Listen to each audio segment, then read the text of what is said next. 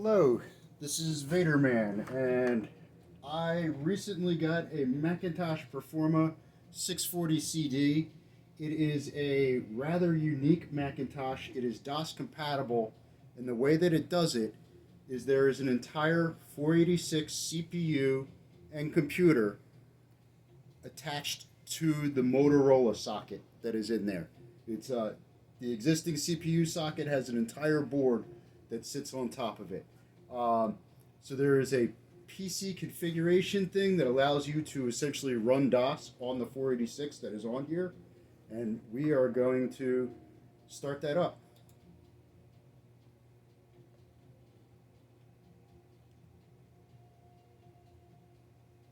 Jumps out to a standard post screen, boots up MS-DOS. We're going to bypass the startup files for Quake.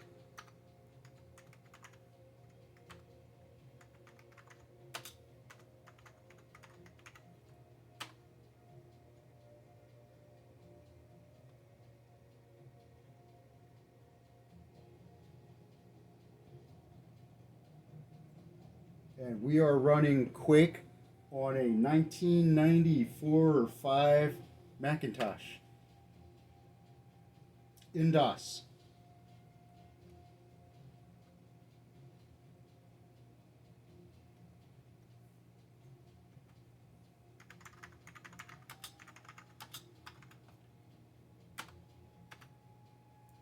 And here's our time demo 1, and it is slow and choppy. This is 5.4 frames per second on the time demo. But it is a Cyrix 486 DX2 66 megahertz CPU that is in there.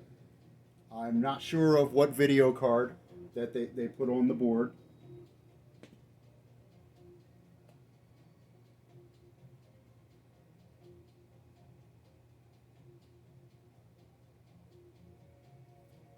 I picked this computer up this week. I initially found a listing for the monitor and the LC3, and I responded to the ad on it, and she never got back to me, and then all of a sudden it went away. But the next morning, I saw the same person listed the same computer, and this was with it, along with Windows 3.1 discs and the DOS 6.2 discs.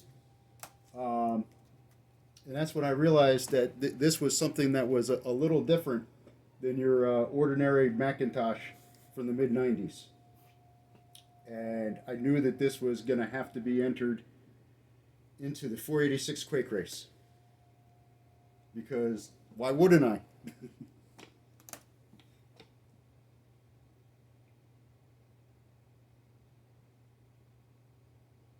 And this is very slow. It's about half the speed of what I was able to do with the VIA chipset 486 that I have. That's using an AMD chip at 150 megahertz, but the PCI bus is very slow. This is getting about half the frames per second. It's roughly about half the megahertz.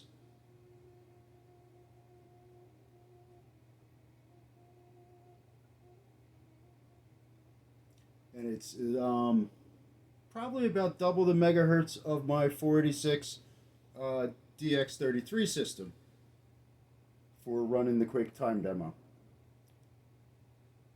which in turn is about double the megahertz of my 386 board. I double the frames per second.